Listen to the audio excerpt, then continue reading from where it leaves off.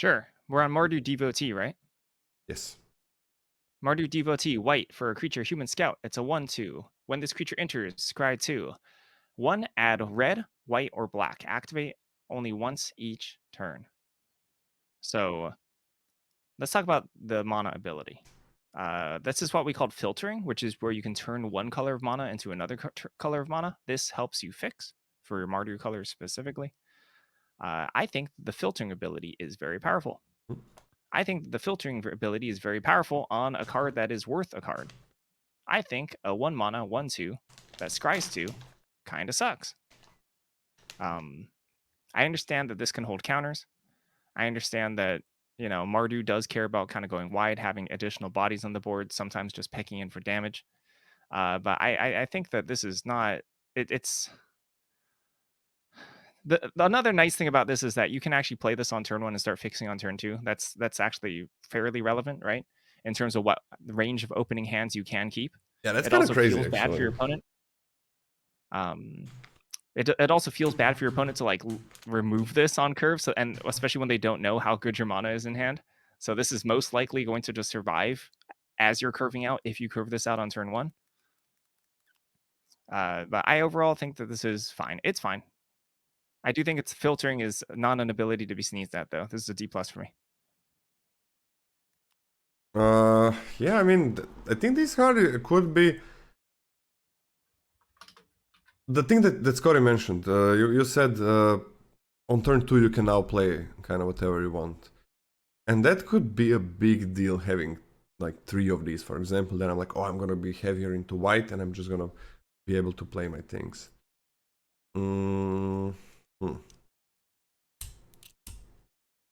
There is a little bit of sacrifice here and there in black, white mostly.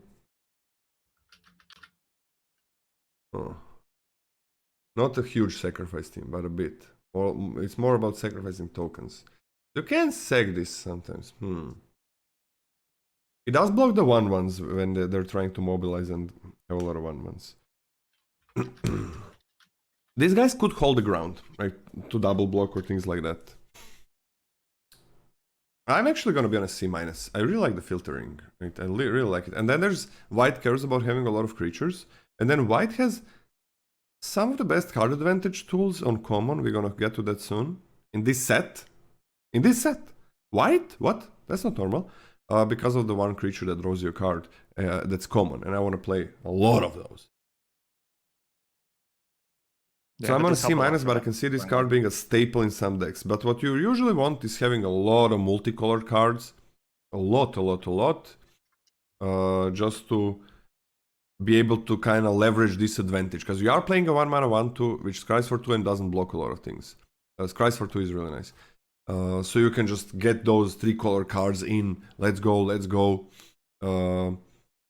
And once you start playing those, maybe you get a lot more card advantage and stuff like that. So C-, but I can see it being like a C or a C+. I can see this being a C+ in a lot of decks. We're gonna see. I'm gonna go to a C. If I can see it being a C+, let's go to a C. Is that okay, Scotty? You can do whatever you want with your grades. Wait, are you inputting the grades? I am inputting the grades, yes. Oh, okay, good. C. I can D+, C. This is the biggest difference so far, and I think it could go to C+. I see the value a lot of filtering, especially on early. Early filters are very good. And this scry on late turn is something that is not nothing. Bearer of Glory, for 1 and a white, it's a 2/1, and during your turn this creature has first strike, baby! And for only 5 mana, creatures you control get +1/+1 at the end of the turn. Hey! This is the real deal. It has first strike, so it's hard to block, early at least. 5 for +1/+1, if you're mobilizing, making a lot of 1/1s, that's crazy. This is carries counters extremely well, but you gotta be attacking. It doesn't block well, but what can you do? I'm on a C+.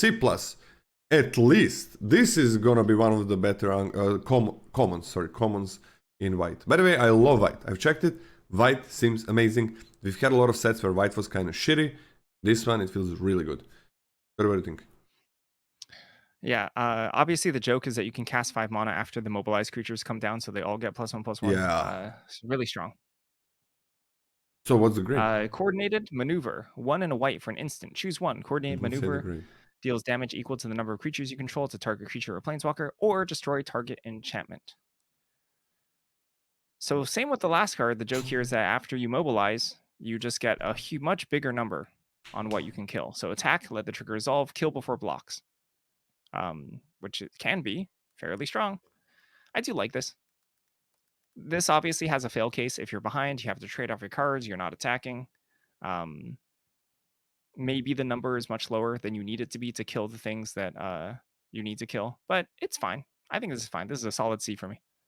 Solid C as well. Sometimes you kill enchantments, but usually white ones that get you get back. Maybe sometimes the things that they return to their hand from uncommons when they play dragon, but that's weird because they already got a value. But yeah, I think solid C. I think it's very, very, very, very playable in this set and goes very nicely with the Devotee. Goes very nicely with the Bearer of Glory because it has first strike, so it survives. So I'm all about it. C. Usually these cards get way lower grade. Next up we have Fortress King Guard. For 1 and a white, it's a 1/2. When this creature... By the way, Corey gave C+ to the Bearer of Glory. You didn't say it, you just wrote it. Oh yeah, I gave the same grade, yes. Fortress King Guard. 1 and white, when this creature enters, it endures 1. Okay, this is the first time we have Endure. This is gonna be a theme in the set. Endure is gonna be white and black and green, right? Yeah, white, black and green. I think. I know it's green. So, it's a 1/2, but Endure means you put a +1/+1 counter on this creature, or you create a 1/1 white spirit creature token. It is exactly the same as Kaladesh mechanic, which is called... Sorry? Which is called Fabricate. Fabricate. But you're not making an artifact, which is exactly the same, because you don't care about artifacts in this set. So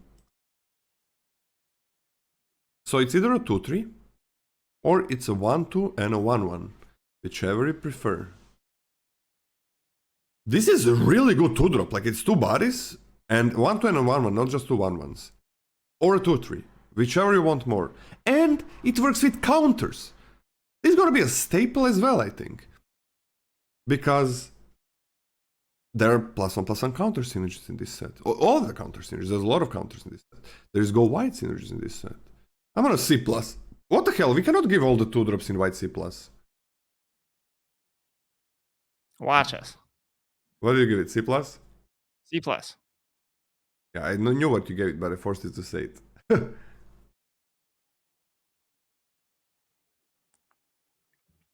Lightfoot Technique. 1 and a white for an instant, put a +1/+1 counter on target creature. It gains flying and indestructible until end of turn. This is a nice trick. Oh. Obviously, counter synergies. As before, flying if you just need to jump something to finish someone off. So there's flexibility on that front. Flying and blocking, even though, defensive combat tricks are a little uncomfortable. It's there. It's there if you need it. Combat tricks that have something stick around afterwards are very strong. We saw that with Maximum Overdrive in Aether Drift. This card as well. I like it. I like this card as a combat trick. I can give things a solid C. I love this combat trick, and that's gonna be C- from me. I do really like it. C-.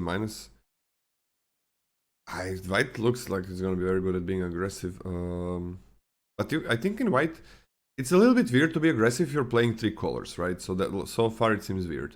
But then I think it's gonna be critical amount. Like you get a lot of creatures in, and then you have maybe this previous guy, the Bearer of Glory, that buffs them, and maybe have some things that care about a lot of creatures. So you could still have good use of tricks in a little bit later in the game, but opponent might have mana untapped. I'm on a C-, which is very high for the tricks, because I don't think you use them.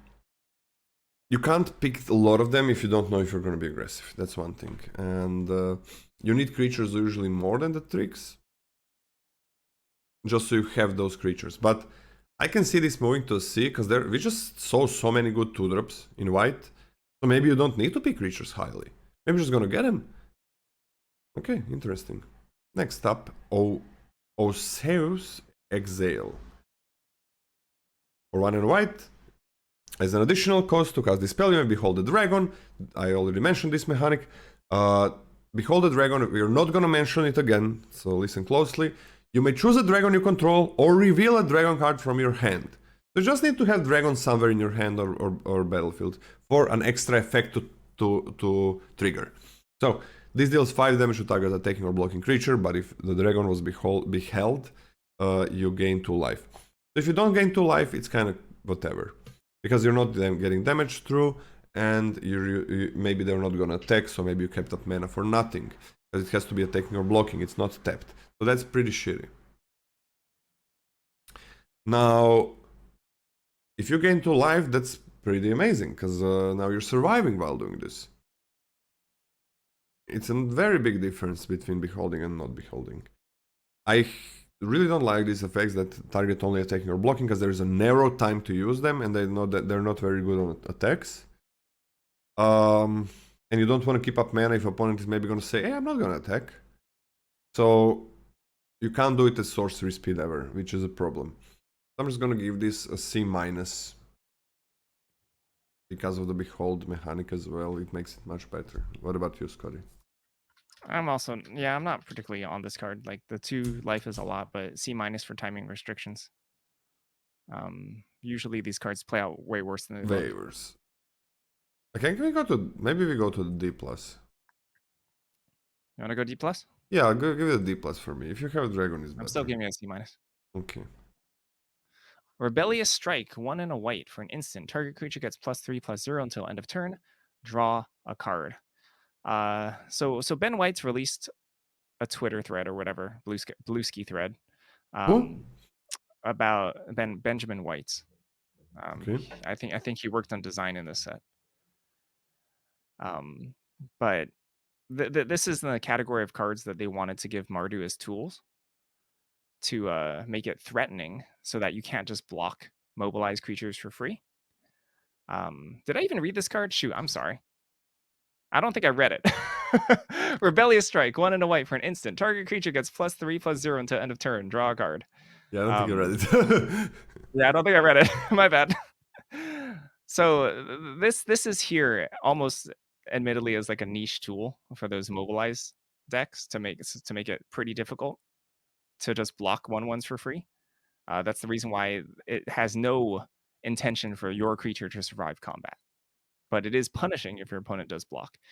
That being said, it's a niche combat trick, which I don't take highly at all. Even if I do have that deck for it, I hope to pick these up late, so I don't pick it up highly, and I hope to wield them. So this is a D for me. Yeah. Not bad for the first striker 2-drop that we really like. But same as D. Same as D. Same as D. Same as Cory. D. I give it a D. Same as D. Next up we got... Just like your creature not surviving is so huge, you pay the mana for it, so it can be really nice, but it can also be really bad. Poise Petitioner, for 2 and a white, it's a 2/3 with Flurry. Flurry is a, I guess, new mechanic. It's a new word for an older mechanic. Which, every single time you see Flurry, it means whenever you cast your second spell, each turn, something happens. What happens here is you put a +1/+1 counter on this creature and scry 1. I don't like it. It's a 3 mana 2/3, and you gotta do these things as well. There are these spells which are called Harmonize. They have an ability Harmonize. We're gonna see that soon. Which means you can cast it from your graveyard, and you can tap a creature to reduce its cost by the power of the creature, I think. So that's like a nice thing to double spell. White also has some other tools to double spell. I'm not big on this. Scrying is really nice though. I'm just gonna give it a D, because 3 mana 2/3 that needs work is not great. Wizards has gotten really good at printing these cards that look like they do something, but they're just somehow worse than everything else you can be doing in the set. Yes. You know, because like this has stats. This can get big. There's a lot of hey, what ifs, right? What if you double spell twice? All of a sudden, it's a 4/5, right? But it just sucks compared to what you can be doing. Yeah. And it's not gonna be all of a So yeah, sudden. It's gonna take a while until it's 4/5. yeah, this is a D for me as well. Whatever. Stormplane Detainment. 2 and a white for an enchantment. When this enchantment enters, exile target non-land permanent and opponent controls until this enchantment leaves the battlefield. Yeah, very simple. This is just what's the I don't there's been so many variants of this. I don't even know which one to reference anymore. Banishing Light. Yeah. You know? This is just that card. And I think that it's not as good as it used to be, considering like you used to like slam pick these types of removal first, and they used to be really good as catch-alls, but there's enough value, there's enough mana efficiency where I think that this, not power crept, has fallen a little bit behind. I still think this is a very good card, very important for you to have in your deck, but I pick these as a C plus these days. C plus, especially in this set where white has a good enchantment removal and green has a good enchantment removal. Both are common and both are playable even because they have other effects. They're playable even if you're not ever gonna see an enchantment. Green has a creature, white has a removal spell. So C plus, I can see it being worse because it seems like it's gonna get removed a good amount of times, which is not usually the case. Next up, Tempest Hawk for 2 and a white. It's a 2/2 flyer. You can have any number of Tempest Hawks in the deck. Wow. And whenever this creature deals combat damage to a player, you may search your library for a card named Tempest Hawk, reveal it, put it in your hand, and shuffle. Pretty cool, pretty cool. Less... No, there's not less commons in play boosters. By the way, do we have 15 cards again? Do we have 15 what? In the in the boosters, do we have 15 cards? Shoot, I don't know. Somebody please check. Because it's been a little bit inconsistent lately. Yeah, 3 mana tutu is really bad. 3 mana tutu that's gonna draw you more tutus is kinda nice, but it sucks when you draw multiples of these. Infinite card advantage. It has some card advantage in it, but it's gotta go through. The last set had so much reach, but this set doesn't have as much. That's not bad, I guess. I mean, if it draws you one hawk, that's pretty damn good. But you have to put 2 of these in the deck. If you have 3, I guess. Having more than 3 is weird, because usually when you had cards like this, it's like you play it, and then it searches for all of them and you get them in your hand. But they're not flyers. So I'm just gonna go with a D+. It's fine. If it didn't draw you these cards, it would be complete garbage. But it's weird, when do you start picking them? Because it's not like, oh, now I have a lot of Tempest Hawks, I win. Like, you gotta expand the picks, and then maybe you don't see enough of them. What do you think, Scotty? I mean, I don't think it's that risky. One, you obviously never run it. I think some decks would run 2 pretty happily. So I don't think the investment in the draft is that much. I think 2 or 3 are nice, but more than that is... Yeah, I'm not picking these highly whatsoever. I'm not living the dream. I also hate the idea of not being able to pull a card out on curve. Like, because life happens. Stuff happens, it gets blocked. Yeah. You have to block. Ugh, you want to block if you're on the draw, right? Yeah. D+.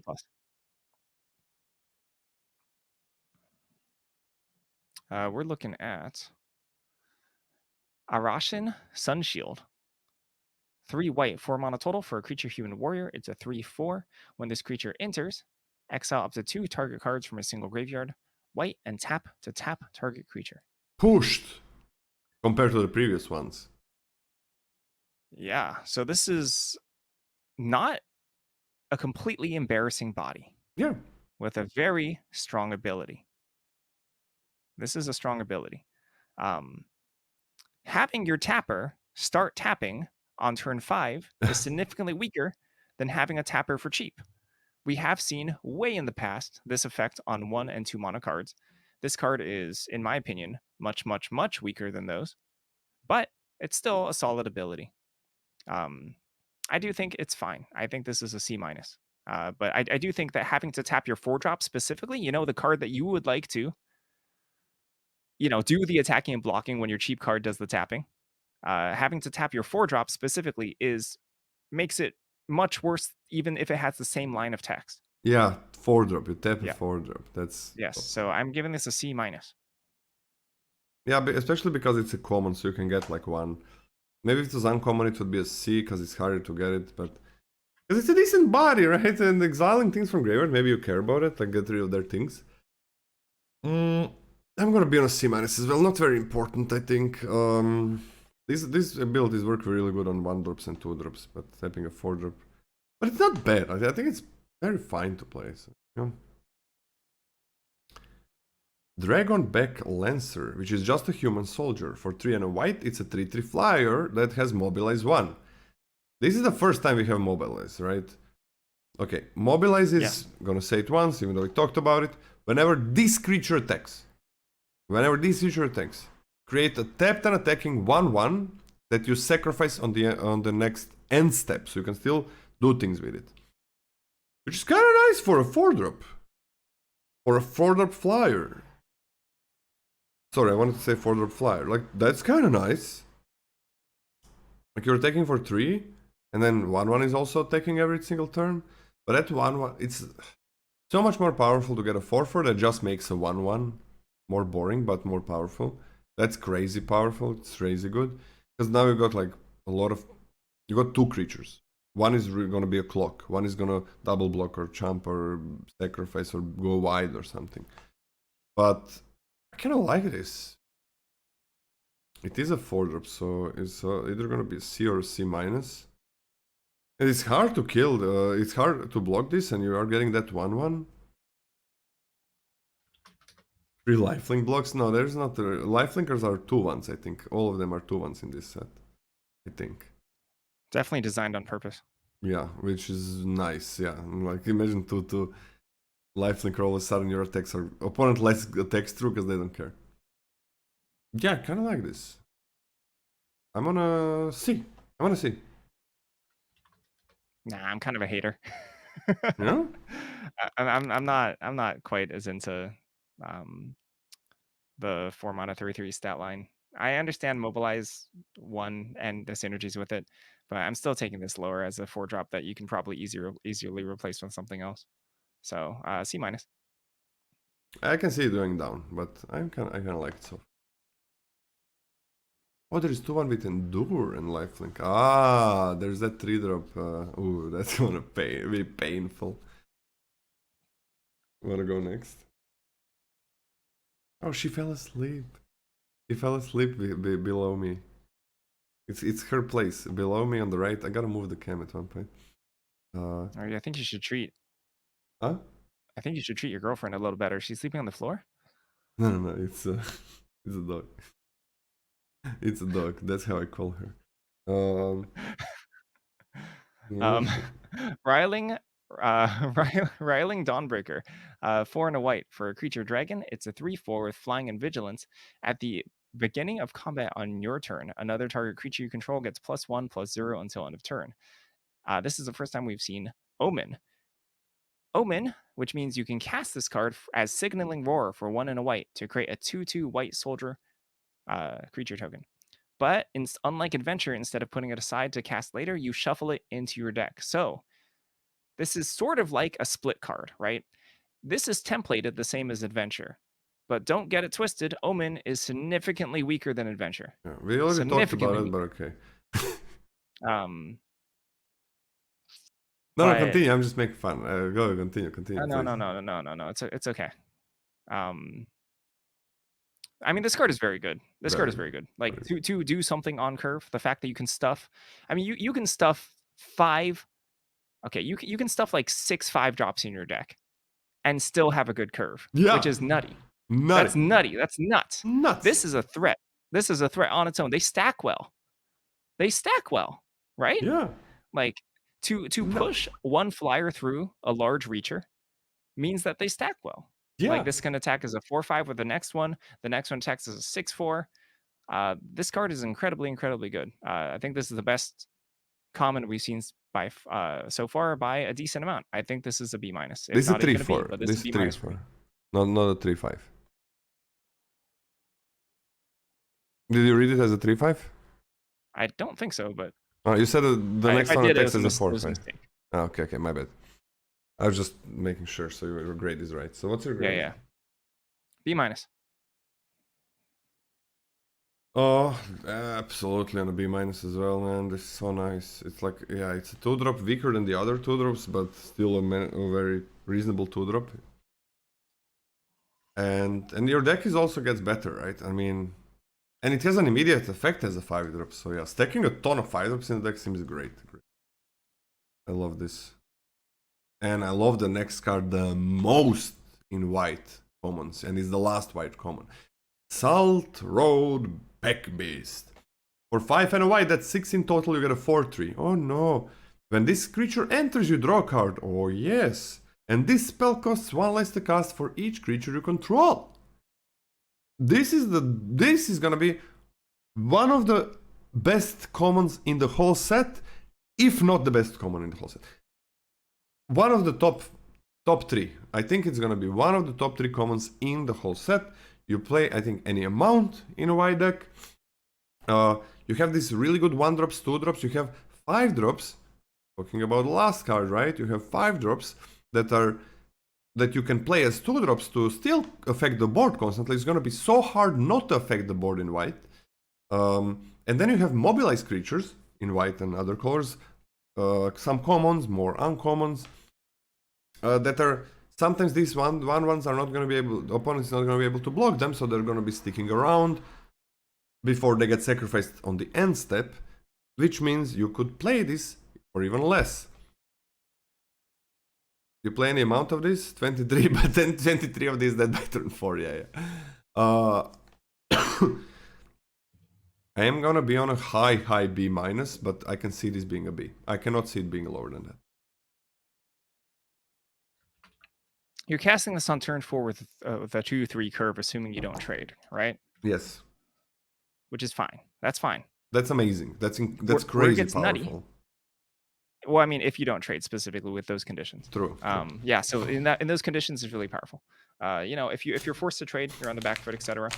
This card looks kind of crap because you start popping off once you have a wide board. I think somehow, I think I'm a lot lower on this, but in the same grade. Okay. I'm closer to a C plus than I am to a B. I think you're closer to B than you are to a C plus. But I'm giving this a B minus as well.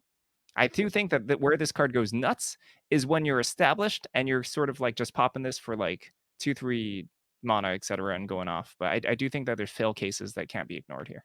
So I'm still on a B minus. I think this card is very good. 1 point to start. Lola's gone. I'm going to read the next card. I think we're on uncommons. 1 second. I got a job to do. I got to pet the dog. Well, Lola's never coming back, so let's continue without him. Because Lola just, I'm in my earpiece. I'm hearing Lola's quitting the set review. Time to move on. She lie down and sometimes she just throws herself and her head on the floor. And then when I came to her, she was like, boom, she turned on her back. So I had a job to do. Oh, 1 second. Before we sorry. This Peg Beast. At one point you start double spelling with them. Like that's not gonna be hard. That's not gonna be hard at all, I think. So yeah, hell yeah, man. This. I wonder. That's gonna be my best vote for the best white common, and I think it's top 3 commons in the whole set. Hey, Scotty, let's lead with the uncommons. Oh, by the way, Scotty, we said we were gonna do this. What do you think about the white commons? The white commons are nutty. Right? The worst ones are conditional spells that I'd be happy to include if I lack in that category of spells. For example, the removal spells, like the Aushus Breath or whatever, the dragon one, is it's probably like one of the worst cards I've seen. But it's still, I would put that card in my deck and be happy with it if I needed it. Yeah. And so the thing is, like, it has the early game and very good early game, but also has the late game, like with the 5-drops that you're including in the deck, and with the Salt Road Peg Beast drawing your cards. So white usually doesn't have late game. Usually the cards for late game are garbage. There's like 5 mana 4/3 that gets you back a shitty artifact from the graveyard, and that's it.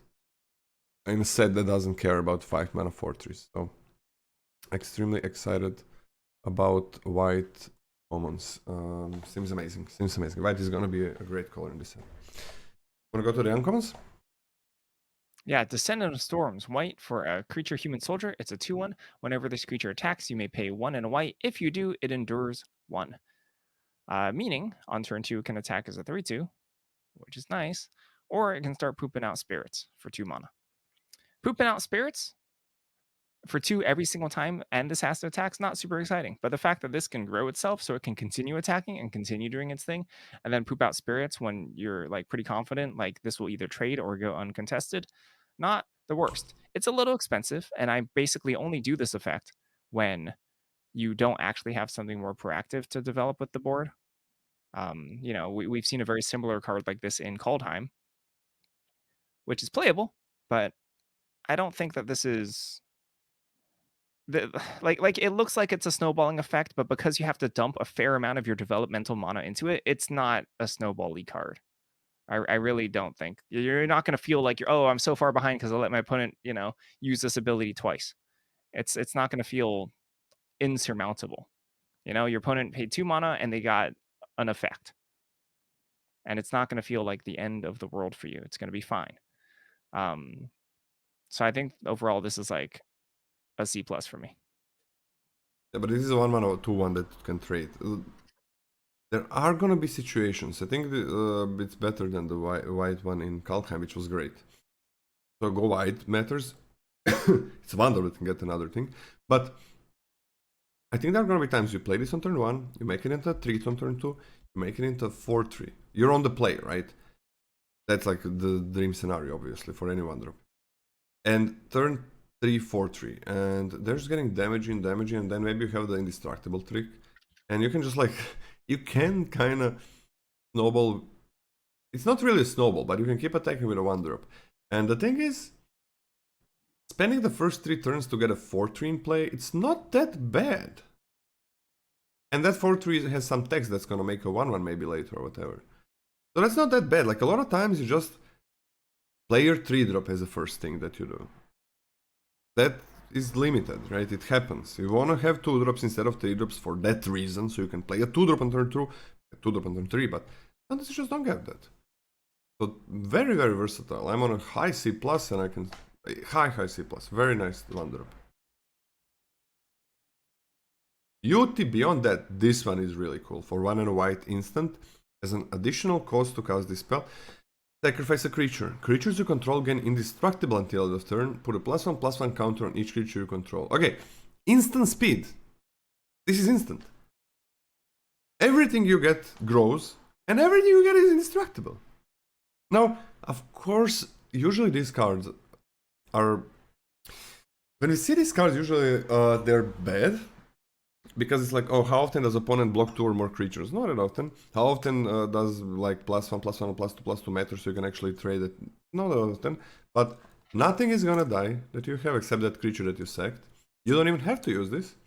You have mobilized tokens, which are gonna die on the end of the turn anyways. And you can just use it when they block. I think this is gonna be very, very powerful. So for this set, I'm gonna give this a B minus or a B. I'm gonna give it a B. But it's specifically for this set with a lot of tokens that are entering the battlefield and going away. Wait, backhand and changelog are visible? You can just remake the link. It's fine. Well, I don't know if you can remake the link. Whatever. Okay, yeah, I'm way lower on this. I understand, like, in best of one, obviously you're not going to play around this as much unless your opponent's making it super obvious. But this fits into a deck that okay, if you're not mobilizing, the deck's it's not great. It's pretty mediocre, right? So you want to be mobilizing, you want to be attacking mostly. On defense, this sounds pretty bad. Like using this in response to removal spells doesn't sound great to me. We're shrinking our board. You're not really shrinking your board if you sacrifice a token that's gonna die anyway. Sure. Well, I mean, your board is naturally shrinking thanks to the removal spell. It's a little conditional in terms of how much effect this can get. So this is mostly like a combat trick for me. And also it's +1/+1, which means that if you're behind enough, your opponent can technically maneuver around this worse than best of 3. fine. I think it's fine. I think it's a really, really powerful combat trick. I'm gonna C plus. Okay, give it a B minus from me as well. Actually, there's like not that much mobilize. It's not like every card mobilizes, so I guess I'm okay with a B minus. People are on C minus and C? Changelog should be visible, by the way, so that's good. Alright, let's go with B minus, but I can see it being a B. Okay. Furious Forebear.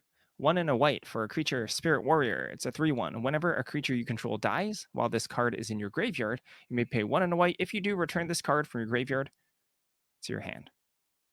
Yeah, so this is a 3/1 that you can just throw into trades super happily. Just trade off with anything, essentially in the early game. Trade off with any card. And then later on, this does work with mobilizing. This just works with trading off. This is a relatively relevant power, even in the late game, right? This double blocks extraordinarily well, has no conditions on blocking, doesn't enter the battlefield tapped, can block just totally fine the turn it comes into play, which I think is a huge deal. Yep. Which I think is a huge deal. Powerful, powerful, powerful, powerful. I like this a lot. I actually do think this is a B minus. Thing, B minus. Mobilize just... You need to do it once. Mobilize just creatures are gonna die. So, really nice. Oh, this is super interesting. Man, I'm getting the best cards. Storm Beacon Blade. For 1 and a white, it's an equipment that you can equip for 2 mana. So 2 plus 2, it's 4 for the first one. Equipped creature gets +3/+0. That's kind of a lot, okay. Whenever equipped creature attacks, draw a card if you control 3 or more attacking creatures. So, it is so important for the attacks. It is so whatever for on the defense. That's a bit of a problem. But in white, I think it's gonna be super easy to draw cards. It's gonna be very easy to draw cards. So, it is. So it's so weird. It is so weird. Let me think. I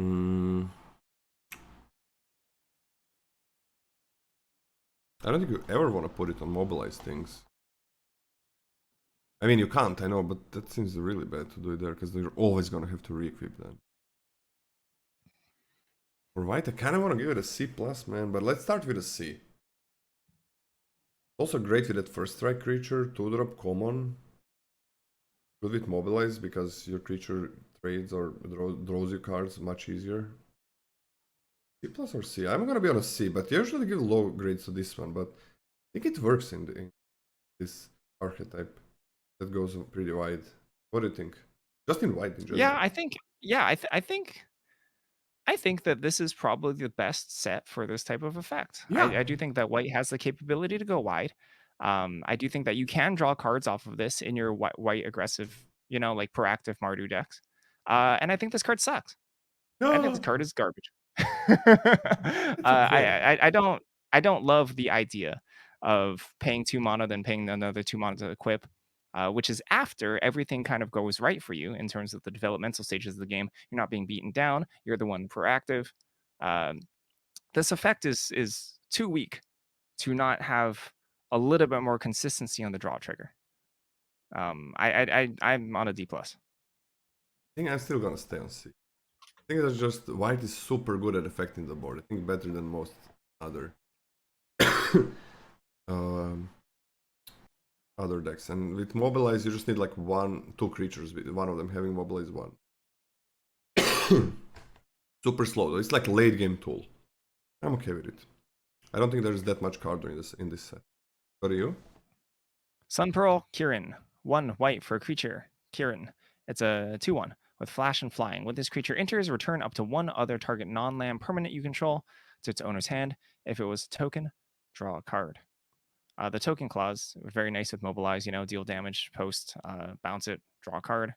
Nice. Can save your stuff. Nice. Can proactively play this on turn 2 and start bashing. In most sets, nice. In Aether Drift, this sucked specifically for very specific stat line reasons at common. 2/1 flyer was garbage. But 2/1 flying in most sets, including, and I believe this one, is good. And I'm just happy just running this out on turn 2, just for curve reasons.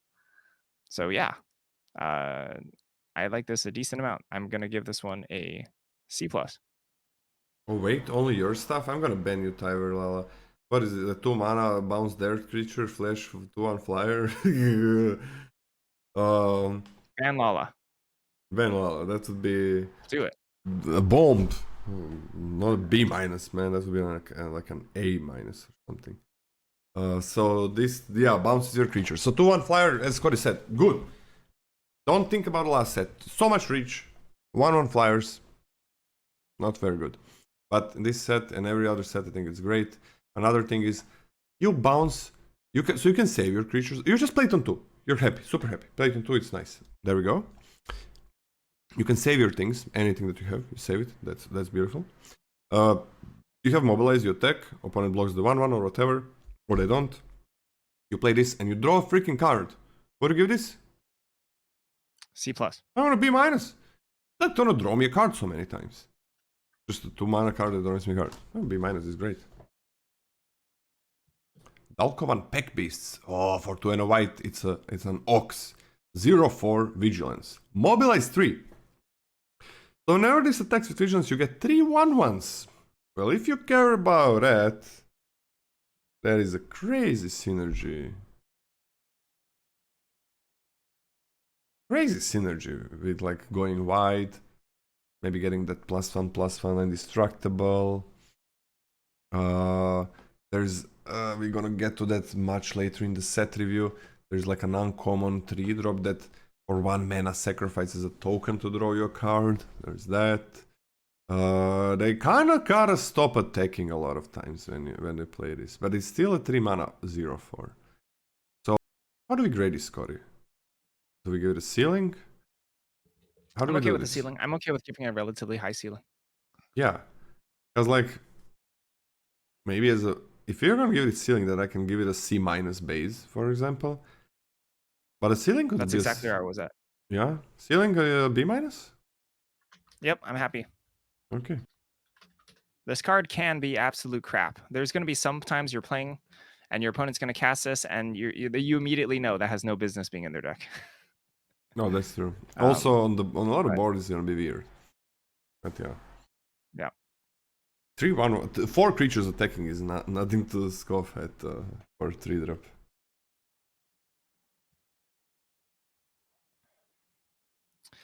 Starry-Eyed Skyrider. 2 white for 3 mana total for a 1/3. It's a human scout with flying.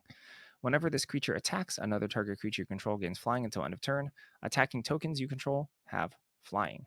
This is kind of a beating. I understand 3 mana Beating. 1/3, not incredible, but the fact that this will jump anything you want it to jump, your most critical creature to get it through, is nice. Yeah. This is nice. This is can potentially represent a lot of damage. All the tokens have flying. All of Each them. one. When they attack, This is not just mobilize, you know. This is zombies. This is spirits from Endure. Yeah. This is your stupid 5/5 giant, whatever that you got from the teamer that you're probably not going to play with this card. But yeah, this is certainly a threat.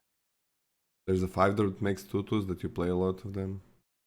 Yeah, I like it. This is a C+ for me as well. C+ from me. Nice, very nice card for this set. Rally the Monastery. This is a weird one. 3 and a white.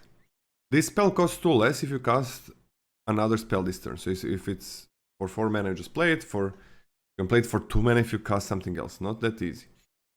You choose one. Create 2 1/1s. With prowess. Oh, with prowess? No. Oh, I didn't see that. Ooh.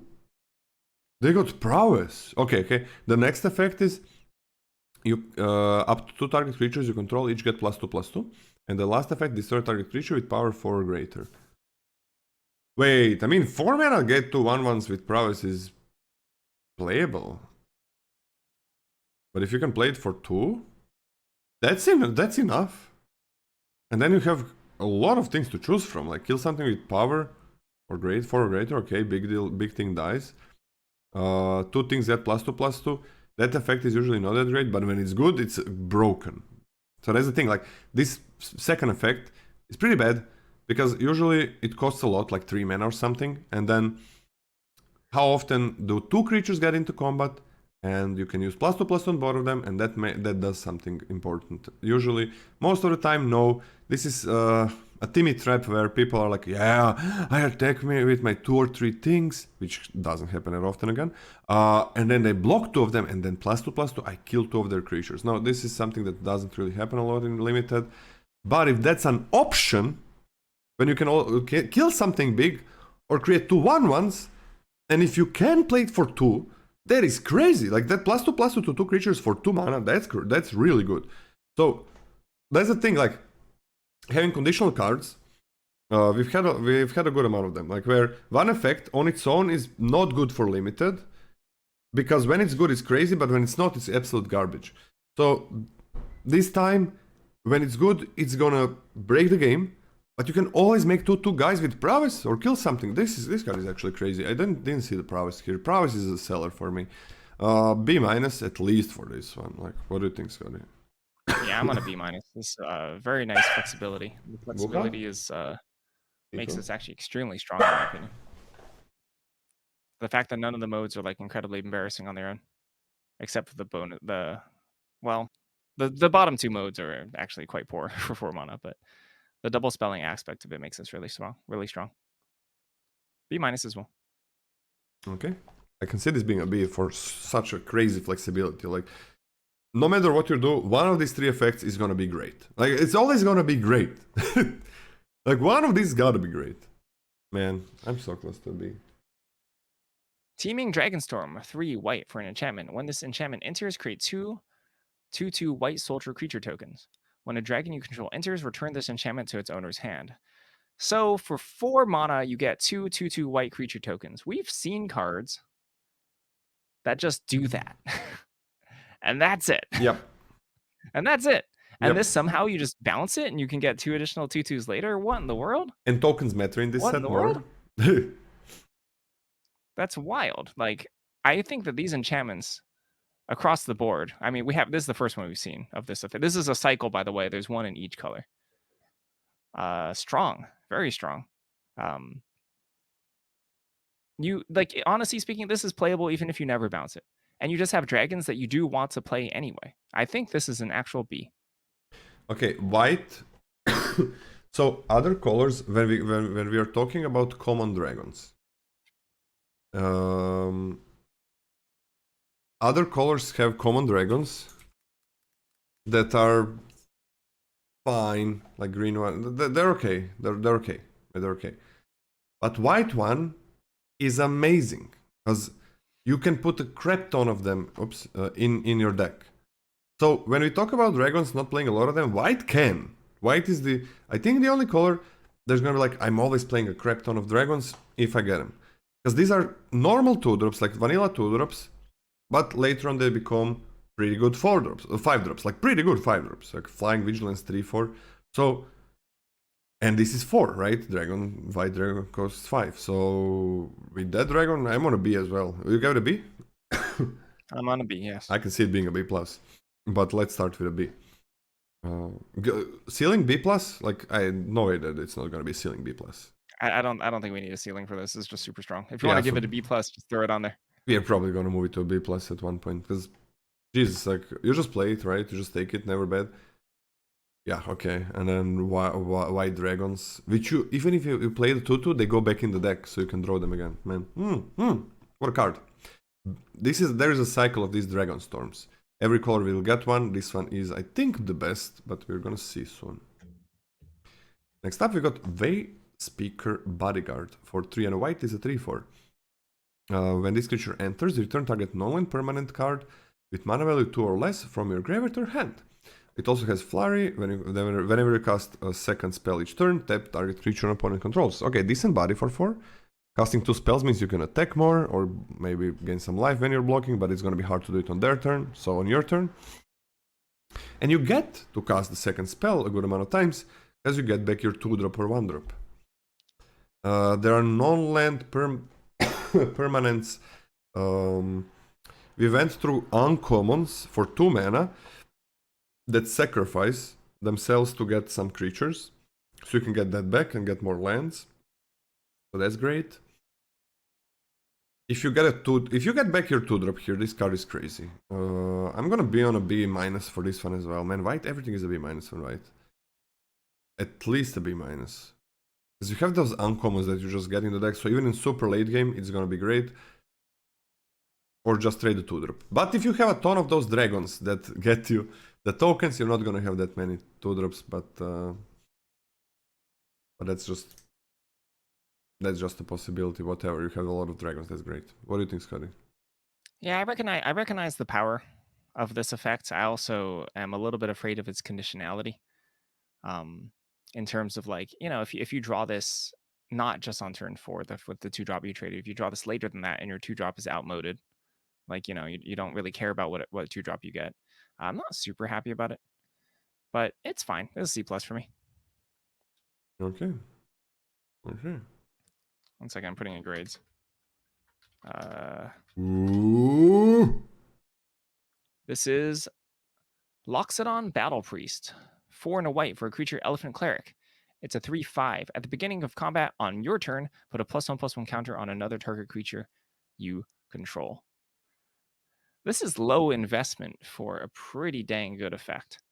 This Yep. also survives well, blocks well as a 3/5. Well, I mean, honestly, like it could block well as a 4/6 the turn it comes into play, which is pretty nutty. Manipulating where +1/+1 counters go is of extremely powerful effect to skew combat in your favor. Like the 2/2 now attacks into 3 toughness creatures if you want it to. Your flyer can now attack past a reach creature if you want it to. Oh, on another. Never mind, you can't put it on itself. No. Okay. Notably, if this is alone on the battlefield, you can't do it. But it is another. Still very, very strong. Plus one I like this counters a lot. matter in this set as well. It's not just like this is great, but also +1/+1 counters matter for some cards. Yeah. So this is powerful. This is powerful, in my opinion. So to be funny, I do think it's in the same realm as the dragon. Good in different situations. Obviously, this can't be cast as a 2-drop. Does compete for that slot with the common that I think is very good. But this is a B minus for me. Same B minus at least. And I want to give it a B. A B, B, B, B, B, B, B, B, B. I'm gonna give it a B. This is great. Do you think so? You think this is better than the dragon? Yes. Okay. It's an uncommon, so you're not gonna have like a ton of them. It's just like they need to deal with it. It has an immediate effect, and if they don't like every turn for free, you're doing this. And if you have, God forbid, if you have some +1/+1 synergies, so I love it. But I love this maybe more. Static Snare. 4 and a white. Flash. This spell costs 1 less to cast for each attacking creature. When this enchantment enters, exile target artifact or creature an opponent controls until the enchantment leaves the battlefield. Obviously mobilize, right? It's instant. It is flash. You can just pay it for 5. Why not? Sure. 5 is it's fine. But I mean, you're not going to be attacking it white. You have mobilize. You have flyers. You have flyers that mobilize. You have vigilance on your creatures. You have threats of activation. So I'm just going to give this a B. Sometimes you're not going to attack, right? So you got to pay 5. But when you do like, this could be like 2 mana. It could be 2 or 1 mana with mobilize, man. Yes, attacking is good, but you don't need to. You don't need to be attacking. This is a great defensive tool. Yeah. Like your opponent attacks you with 2 things. This is 3 mana. Yep. Yeah, so that's super duper strong. What was your grade? B. Yeah, this is a B for me as well. Beautiful. Super efficient. It's so funny because like this is the difference, right, between this and the 3 mana sorcery speed one. First of all, the power of instant speed, and the second of all, the power of mana efficiency in terms of how you can construct your turns. They have the same effect. It's just that this one is way more powerful. Actually, technically, this card is weaker because it doesn't hit enchantments or planeswalkers, but whatever. Oh, that's true. That's true. Yeah. So white uncommons just continue making white better. There is aggression, there is value, there is good tricks, good interaction.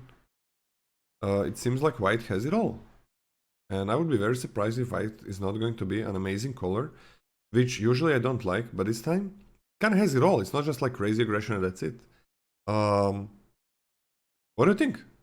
Do you agree? Yeah, white seems pretty busted. Everything seems to be leaning towards, the same goals, I think. So Mhm. specifically, uh in the past we've always mentioned at the end of white is like, oh, white seems to be way too split down the middle. One is hyper aggressive, the other half of it is like Yeah. hyper defensive. In fact, Yeah. Aether Drift was like that. Um except the aggressive side kind of sucked. Yeah. But this set doesn't seem to be having that problem. Like even that uncommon we just looked at, good defensively and very good aggressively. It's just nice. It also has really good support for going wide for tokens. It also has really good support for +1/+1 counters. And as double spelling is something, but I don't think you're gonna care about it too much in most most color pairs, even the ones that feel like they care about it. I don't think there's that much things to do. So like when white goes into these wedges into three color pairs, I guess color trios, it is supporting everything and on the common level and with the 2-drops as well. So it's going to be very good for synergies that it needs. So it's what Scotty said is that's the biggest problem of white that I have as well. It's like it's a color that so many times that needs help from other colors. Either if the set is slower, like in Nether Drift, it needs cardor from other colors, or it needs maybe some good aggression from or synergy pieces from other colors. And whenever color needs something from other colors, it's hard to make it main and then choose your second color. It's always got to be a second choice. So that's a little bit of a problem. And white is not going to give me this. I got to find it in the other color. Here it seems like white has all the tools, all the synergies, with the +1/+1 counters going wide, and dragons as well, the best synergy with dragons maybe. So it works with itself. We had that in green in Nether Drift. Like when a color works with itself, has the tools, doesn't need other colors, it means it's going to be great because you just pick the cards in that color, and then you move and enhance it with other colors. Same like what we did in green. Like you start in green in the last set, in Nether Drift, and then you choose your second color. Okay, am I playing with Graveyard, Golgari? Am I doing Exhaust? I go into blue, red. Am I being a little bit faster? Go into white. So I think that's how white feels to me. No, do you agree with what I said in white? About white, commons and uncommons? Especially commons. Yeah, the power here is actually pretty astounding. Like to a point I don't think we've seen that much in previous sets, for exactly the reasons you're talking.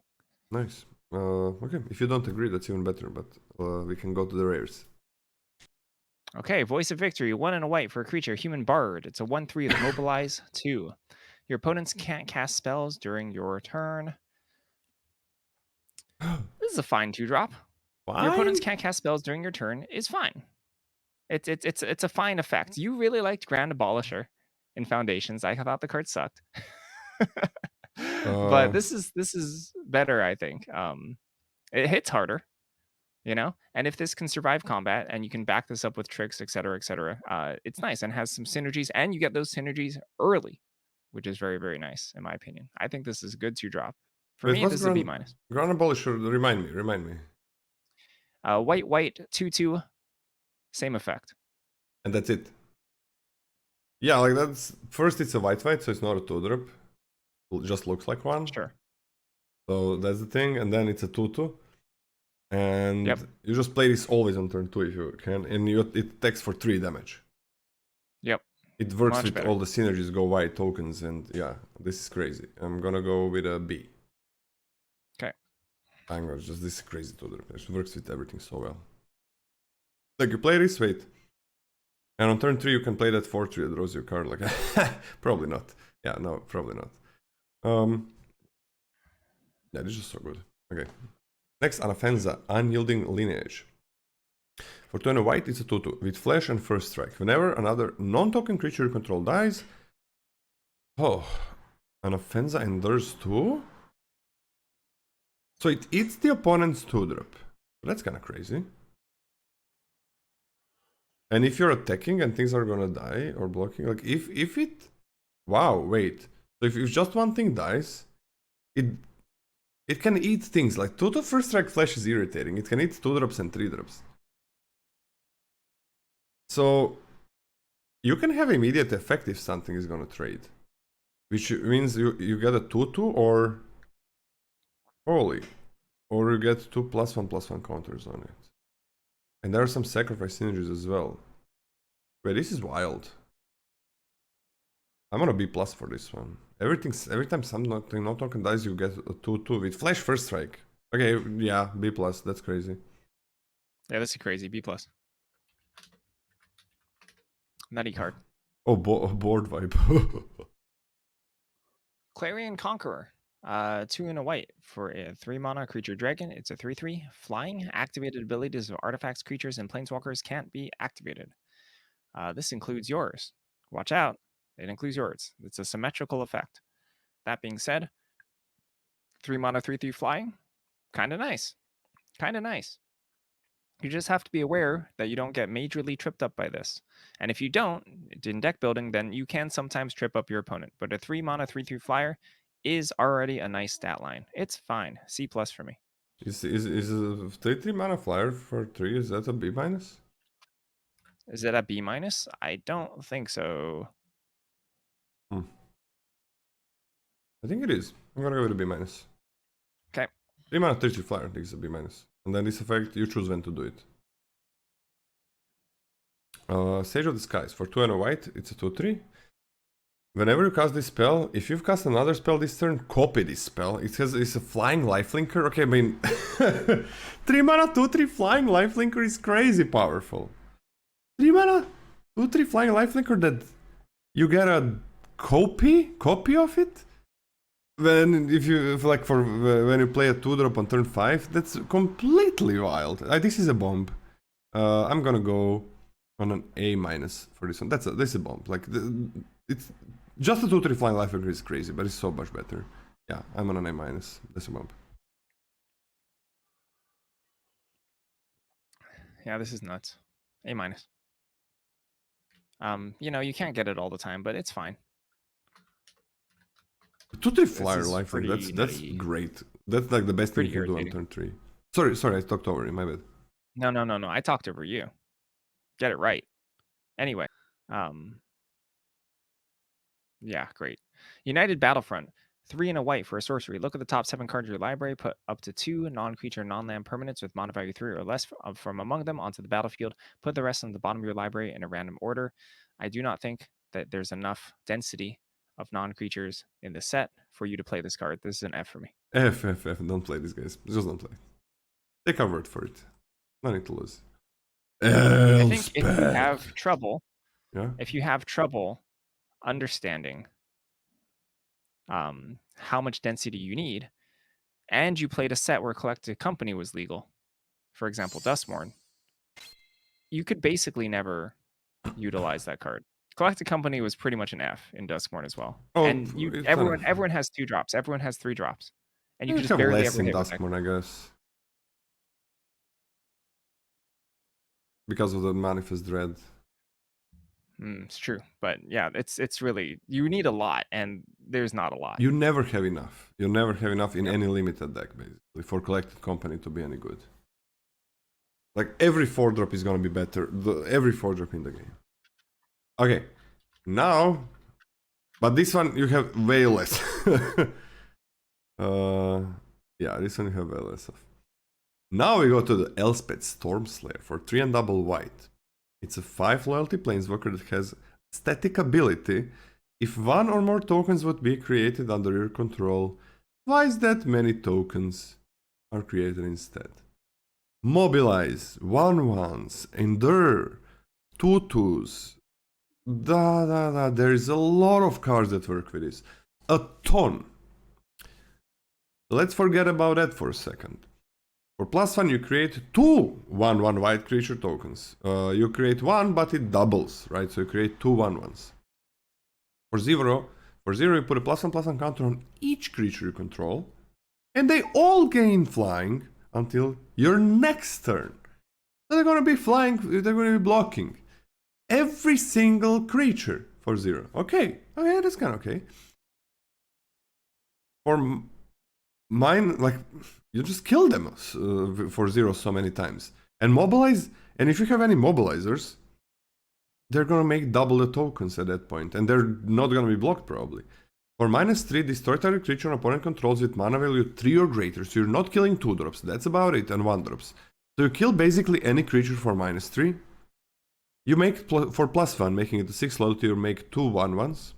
For 0, every single thing gets +1/+1 and flying until the next turn. For +1/+1 counter forever. And all of your cards that make tokens are way better. Jesus Christ, that's an A+. Everything. You're behind, you play this, you're good. You're like making 2 1/1s only, but, well, are they gonna not attack this? You're ahead, GG. You're on parity, GG. You're behind, -3, kill their biggest creature. Yeah. Woo! Woo! A+, that's crazy. Everything is amazing here. On every part of the game. Yeah, I hate this card, A+. Yeah, hate it as well. Hate it. Like, this is 0. What is this 0, man?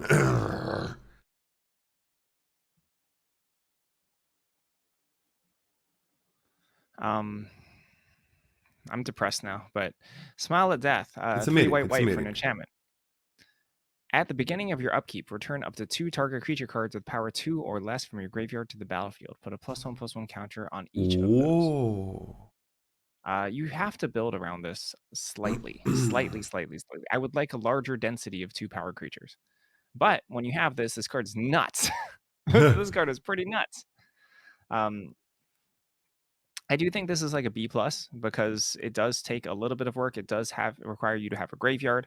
It does require you to have that deck building hoop to jump through, but extraordinarily powerful when you get there. Because like one problem with cards that return small creatures to the battlefield is that like you return them, sure, great, they're still outclassed, but the counters on them goes a long way in terms of making them keep up here. So I'm giving this a B+. Okay, because of Endure. Because of Endure and Mobilize, there's a large amount of 3-drops and a good amount of 4-drops that are 2 or less power. Way more than in the usual set. And because of the +1/+1 counters as well. There's also a mill in some archetypes. What do you give this? B+. Yeah, this is actually, it's everything. Yeah, this is 5 mana do nothing, so this can be complete garbage a lot of times if you really need to do something. But I think in this set there's enough things. Like, just white has 5 commons, but 3 of those are, I think, really good. 2 are not that great. But if you're milling a bit, that it goes crazy. But there are really good things in. Oops, sorry. Especially in black, where you get Endure. Especially in black, where you get like Mobilize, Endure, Death Touchers for a lot of 3-drops, a 4-drop as well. That's in black. Like there's way more things with this kind of power. And if you're returning a 4-drop and something, that's just wow. That's just GG. And then when we get to uncommon, there's similarly huge amount. That's like a lot of multicolored cards have 2 toughness as well. So especially for Abzan, right? For white, black, green, I think that's where it's really powerful. But also 4-drops and 3-drops in red. So yeah, B+. This is a card that I don't know if it's gonna have a good win rate, man. Because people just put this in any deck and oh my god, every turn I'm getting everything. But no finality counters, these become bigger, right? Your 2-drops all of a sudden, +1/+1 counter means 2-drops become 3-drops, but usually better, right? Because a lot of times when a 2-drop gains +1/+1, it is better than a 3-drop. Because the effect is made for a 2-drop, for example, or lower stats. Same for 3-drops. When you get +1/+1, they're better than 4-drops usually. But especially, it mostly works for 2-drops, right? Because 2-drops and 3-drops, while they're not that different, right? 3-drops are better, but not that much stronger. 4-drops and 5-drops is where you get huge power level boost. It's a design decision, I think, because you always have 3 mana on turn 3, basically always. Of course, we get line screwed, but basically always 3 mana turn 3, if you mulligan correctly, and if you don't get super unlucky. If not, you're gonna have it next turn. To get to 4 or 5 or 6 mana, it takes a lot longer in most games. 4 is manageable, but 5. So I think this in this set it works very well, and I hope I'm not wrong because I love these kind of cards. I can see this be having a low win rate as well if people just randomly put it in a deck with a lot of those dragons, right? If you have a ton of those dragons that make 2/2s, this becomes much worse. It's gonna be interesting. Also, 5 mana do literally nothing when you play it. Okay, we're done with white, and we are gonna advance onto blue commons. Scott, you wanna lead? Or it's Humbling me? Elder. Blue.